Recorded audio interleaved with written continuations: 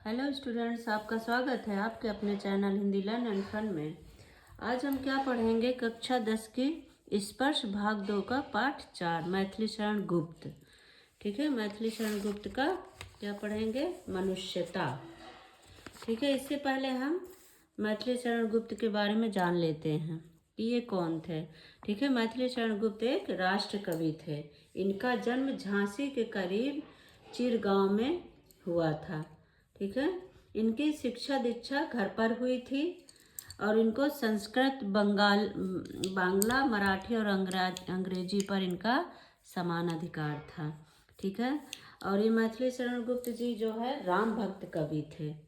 ठीक है, तो चलो इनकी प्रमुख कृतियाँ कितनी हैं कुछ बता देती हूँ। साकेत, यशोधरा, जयद्रथ वध, ये सब हैं। ठीक है, तो इनका क्या है? मनुष्यता। क्या? विचार लो कि मृत्यु हो न मृत्यु से डरो कभी, मरो परंतु यूं मरो की याद जो करें सभी। हुई न यूं सुमृत्यु तो वृथा मरे वृथा जिए, मरा नहीं वही कि जो जिया न आपके लिए। वही पशु प्रवृत्ति है कि आप ही चरे, वही मनुष्य है कि जो मनुष्य के लिए मरे। ठीक है, इसमें क्या है? मैथिली शरण गुप्त जी ने मनुष्य के मनुष्यता के बारे में बताया कि उसे कैसे रहना चाहिए और मिलजुल कर रहना चाहिए, एक दूसरे की सहायता करनी चाहिए। ठीक है, यहाँ पे जो आया है उसको मरना तो है ही है, लेकिन अच्छे काम करके। तो वही कह रहे हैं। देखिए क्या कहा है कि हमने मनुष्य का जीवन पाया है तो जाहिर है हम मृत्यु को भी प्राप्त होंगे। हमें मृत्यु से नहीं डरना चाहिए। और अंत में तुम्हें जब मृत्यु प्राप्त हो तो ऐसे कि लोग तुम्हें याद करें। अगर हमारी मृत्यु अच्छी नहीं हुई तो हमारा जीवन बेकार है। ठीक है, अगर हमारी मृत्यु अच्छी नहीं हुई तो हमारा जीवन बेकार है, वृथा है। वह व्यक्ति जीवित रहते हुए भी मर जाता है जो व्यक्ति अपने लिए जीता है। ठीक है, वह व्यक्ति जीवित रहते हुए भी मर जाता है जो व्यक्ति अपने लिए जीता है, उसका जीवन बेकार है। जो दूसरों के लिए नहीं जीता है, ठीक है, जो दूसरों के काम नहीं आता है, उसका जीवन बेकार है। वही पशु प्रवृत्ति है कि आप ही चरे। जैसे पशु की प्रवृत्ति क्या होती है? वो अपना घास चरता है, उसे किसी की चिंता नहीं होती, वह अपना खाता है और अपने लिए ही जीता है। ठीक है, तो ऐसे मनुष्य पशु के समान होते हैं जो सिर्फ अपने लिए जीते हैं। वही मनुष्य है जो मनुष्य के काम आता है। ठीक है, वही मनुष्य जो दूसरों के लिए भी काम आता है, दूसरों के लिए भी जीता है। तो इसमें इतना ही है। आगे देखिए। उसी उदार की कथा सरस्वती बखानती, उसी उदार से धरा कृतार्थ भाव मानती। उसी उदार की सदा सजीव कीर्ति गूंजती, तथा उसी उदार को समस्त सृष्टि पूजती। अखंड आत्म भाव जो असीम विश्व में भरे, वही मनुष्य है कि जो मनुष्य के लिए मरे। आगे कभी क्या कहते हैं? उसी उदार की कथा सरस्वती बखानती। सरस्वती यहाँ पे क्या मतलब है कि हम पुस्तकें। ठीक है, कवि कहते हैं कि उदार व्यक्तियों की उदारशीलता को पुस्तकों, इतिहासों में स्थान देकर उनका बखान किया जाता है। उनकी उदारता से पृथ्वी भी कृतार्थ हो जाती है। ठीक है, उसी उदार की सदा सजीव कीर्ति गूंजती, तथा उसी उदार को समस्त सृष्टि पूजती। उनका समस्त लोग आकर आभार मानते हैं तथा सम्मान करते हैं, उनको पूजते हैं। ठीक है, उनकी पूजा करते हैं। जो व्यक्ति विश्व में एकता और अखंडता को फैलाता है, जो व्यक्ति विश्व में एकता बनाए रखता है, ठीक है, सारे संसार में उसकी गुणगान होते हैं, उसकी कीर्ति का सारे संसार में बखान होता है। असल मनुष्य वही है जो मनुष्य के लिए काम आता है, जो मनुष्य के काम आए, दूसरों को भी भलाई करे। ठीक है, आगे देखिए क्या है। क्षुधार्त रंति देव ने दिया करस्थ थाल भी, तथा दधीच ने दिया परार्थ परार्थ अस्ति जाल भी। उसी नर क्षितिज ने स्वमास दान भी किया, सहस वीर कर्ण ने शरीर चर्म भी दिया। अनित्य देह के लिए अनाथ जीव क्या डरे, वही मनुष्य है कि जो मनुष्य के लिए मरे। ठीक है, इसमें क्या है, यहाँ कवि ने बताया है कि जो पहले के लोग थे वो आज भी अपनी उदारता के लिए जाने जाते हैं। उनका यहाँ पर उन्होंने उदाहरण दिया है। जैसे क्या है, रंतिदेव ने दिया करस्थ थाल भी। क्या जो भूखे राजा थे रंतिदेव ने भी, कभी क्या कह रहे हैं यहाँ पे कि भूख से व्याकुल रंतिदेव ने मांगने पर अपना भोजन का थाल भी दे दिया था। ठीक है, उन्होंने, वो भूखे थे लेकिन अपना भोजन का लगाई थाली भी उन्होंने दे दी थी। और आगे क्या करें, तथा दधीच ने दिया परार्थ अस्थिजाल भी। और जो महर्षि दधीच थे, ठीक है, उन्होंने अपनी अस्थियां भी दे दी थी भगवान को, देवताओं को। किस लिए? अस्थियां दे दिया था औजार बनाने के लिए, कि लो इससे औजार बनाओ और फिर तुम लोग जीतोगे। फिर इससे क्या है, देवताओं की रक्षा के लिए उन्होंने अपनी अस्थियां भी दे दी थी। ठीक है, आगे देखिए। उसी नर क्षितिज ने स्वमास दान भी किया। राजा उसी नर ने क्या किया था, राजा उसी नर ने कबूतर की जान बचाने के लिए अपना मांस, ठीक है, अपना मांस गीध को दे दिया था। उन्होंने बोला कि तुम मेरा मांस खा लो और इसको, कबूतर को छोड़ दो। ठीक है, फिर क्या है, सहस वीर कर्ण ने शरीर चर्म भी दिया। और जो दानवीर कर्ण ने अपना रक्षा कवच भी दान में दे दिया था। जो शारीरिक रक्षा कवच था उनका, उन्होंने भी दान में दे दिया था, जिससे उन्हें अपनी जान भी गंवानी पड़ी थी। ठीक है, जिससे उन्हें अपनी जान भी गंवानी पड़ी थी। अनित्य देह के लिए अनाद जीव क्या डरे, वही मनुष्य है कि जो मनुष्य के लिए मरे। नश्वर शरीर के लिए मनुष्य को भयभीत नहीं होना चाहिए। ठीक है, जो ये शरीर है जिसको एक दिन मिटना ही है, उसके लिए मनुष्य को मोह नहीं होना चाहिए। उसे सबकी भलाई के लिए जीना चाहिए और सबके साथ चलना चाहिए। ठीक है, आगे देखिए। सहानुभूति चाहिए महाविभूति है यही, वशीकृता सदैव है बनी हुई स्वयं मही। ठीक है, इसमें ये जो पूरा विश्व है, इसमें क्या कर रहे हैं कवि, कि ये जो पूरा विश्व है इसे सहानुभूति दीजिए। हम सब एक हैं। ठीक है, हम सब एक हैं और इसे अपना मानिए। कवि ने सहानुभूति, उपकार, ठीक है, आगे क्या है, सहानुभूति, उपकार, करुणा की भावना को सबसे बड़ी पूंजी बताया है।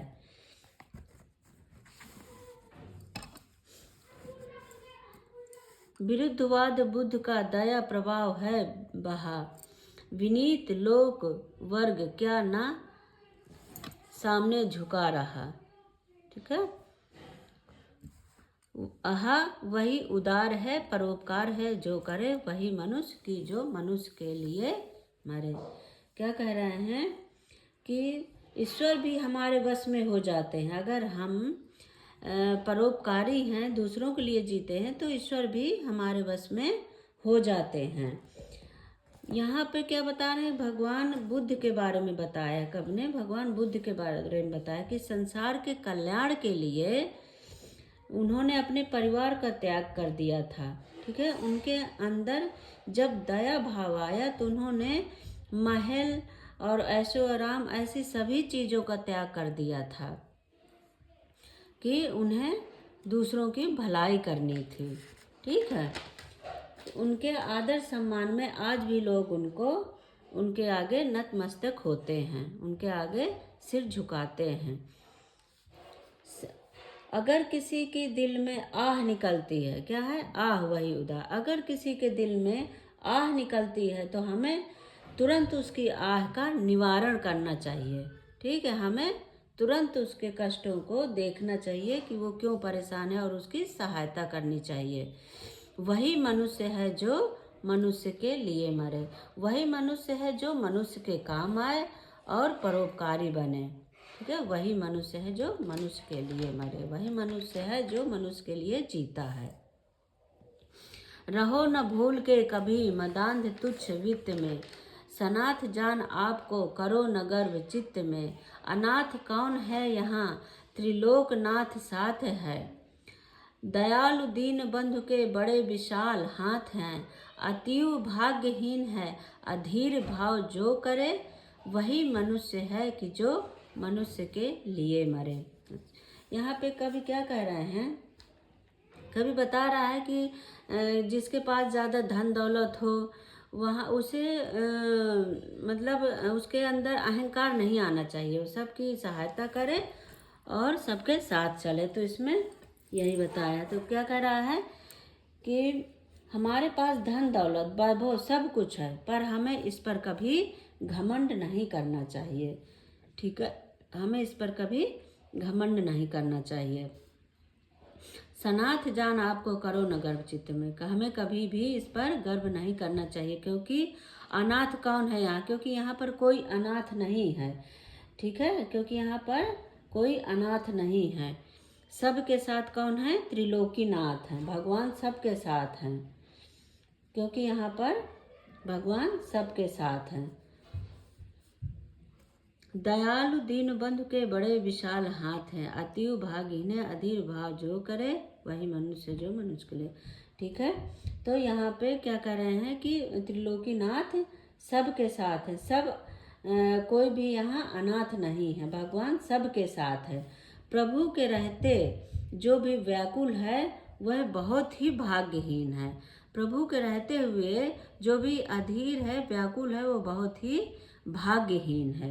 मनुष्य वही है जो मनुष्य के काम आए।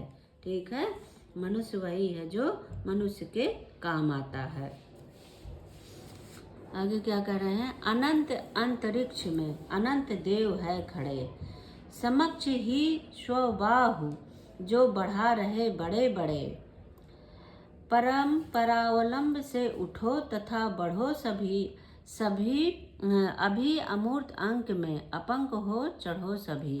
रहो नयों की एक से न काम और का सरे, वही मनुष्य है कि जो मनुष्य के लिए मरे। ठीक है, इसमें कभी क्या कह रहे हैं कि ये सारा संसार जो है, ये जो अंतरिक्ष है, इस पूरा इसमें क्या है, इसमें बहुत सारे देवी देवता हैं। ठीक है, ये जो अंतरिक्ष है पूरा, इसमें बहुत सारे देवी देवता हैं जो अपने असंख्य बाहों से को आपकी ओर फैलाए हुए हैं, बढ़ा रहे हैं। ठीक है, आपका कल्याण करने के लिए। ठीक है, ये जो अंतरिक्ष है पूरा, इसमें बहुत सारे देवी देवताएं हैं जो आपका स्वागत कर रहे हैं, आपको वो अपने असंख्य बाहें आपकी ओर बढ़ा रहे हैं। किस लिए, आपका कल्याण करने के लिए। ठीक है, आपको अपनाने के लिए वो अपने हाथ बढ़ा रहे हैं। आगे क्या कर रहे हैं, अपनी हिम्मत से उठो। ठीक है, अपनी हिम्मत से उठो और अपनी हिम्मत से आगे बढ़ो तथा सभी की सहायता करो और ईश्वर तुमसे बहुत प्रसन्न होंगे। जब तुम सभी की सहायता करोगे, स्वयं उठोगे, स्वयं मेहनत कर रहे हो और सभी की सहायता कर रहे हो, तो ईश्वर जो है तुमसे बहुत प्रसन्न होंगे, वो तुम्हें गोद में बिठा लेंगे। ठीक है, वे तुम्हें गोद में बिठा लेंगे। तुम ऐसे कभी मत बनो कि तुम सिर्फ अपने लिए जियो। तुम ऐसे कभी नहीं बनो कि तुम सिर्फ अपने लिए ही जियो, खाओ और रहो। नहीं, दूसरों की भी सहायता करो, जो जिसको जो चाहिए उसको दो, परोपकारी बनो। जियो, तुम्हें ऐसे जियो कि सबका कल्याण हो, सबके लिए जियो। मनुष्य वही है जो मनुष्य के लिए जिए। आगे का देखिए, मनुष्य मात्र बंधु है, यही बड़ा विवेक है। पुराण पुरुष स्वयंभू पिता प्रसिद्ध एक है। फलानुसार कर्म के अवश्य बाहा भेद है, परंतु अंतरैक्य में प्रमाणभूत वेद है। अनर्थ है कि बंधु हो न बंधु की व्यथा हरे, वही मनुष्य है कि जो मनुष्य के लिए मरे। ठीक है, इसमें कभी क्या कहते हैं कि धरती पर रहने वाले को हमें अपना भाई मानना चाहिए। ठीक है, जो धरती पर रह रहे हैं, यहाँ हम सब एक हैं, हम सब भाई बंधु हैं, उन्हें हमें अपना मानना चाहिए। ठीक है, और जो पुराणों में हमें जिन भगवानों के दर्शन मिलते हैं वो क्या है, वो एकमात्र हमारे पिता हैं। कवि का कहने का मतलब यह है कि जो इस धरती पर रह रहे हैं तो वो सब हमारे भाई बंधु हैं, उन सब से हमें मिलकर रहना है। और जो पुराणों में जिन भगवानों के दर्शन हमें मिलते हैं वो हमारे एकमात्र पिता हैं। ठीक है, आगे के क्या कह रहे हैं, फला अनुसार कर्म के अवश्य बाह भेद है, परंतु अंतरैक्य में प्रमाणभूत वेद है। ठीक है, कहने का मतलब क्या है, यहाँ पे जो हम कर्म करेंगे वही फल हमें मिलता है। हमें बाहरी भेद अवश्य मिले हैं, ठीक है, लेकिन अंदर से हम सब एक हैं। क्या है, हम बाहर से जरूर अलग अलग काम करते हैं, अलग अलग दिखते हैं सब है, लेकिन हम अंदर से एक ही हैं। ठीक है, हम सब अंदर से एक हैं। बहुत बड़ा अनर्थ है कि हमारा भाई हो और हम उसकी व्यथा न समझें। ये क्या है कि ये बहुत बड़ी अनर्थ बात है कि जो हमारा भाई है और हम उसकी व्यथा को नहीं समझ पा रहे हैं। अनर्थ है कि बंधु ही न बंधु की व्यथा हरे। ठीक है, ये बहुत बेकार बात है, बहुत वैसी बात है कि हम अपने बंधु की व्यथा को नहीं समझ रहे हैं, उसकी परेशानी हम नहीं दूर कर रहे हैं, हम उसकी व्यथा को ना समझें, उसकी व्यथा का निवारण ना करें। मनुष्य वही है जो मनुष्य के लिए जिए। ठीक है, मनुष्य वही होता है जो एक दूसरे के काम आता है। आगे क्या है, चलो अभीष्ट मार्ग में सहस्र खेलते हुए, विपत्ति विघ्न जो पड़े उन्हें ढकेलते हुए। घटे न हेलमेट बढ़े न भिन्नता कभी, अतर्क एक पंथ के सतर्क पंथ हो सभी। तभी समर्थ भाव है कि तारता हुआ तरे, वही मनुष्य है कि जो मनुष्य के लिए मरे।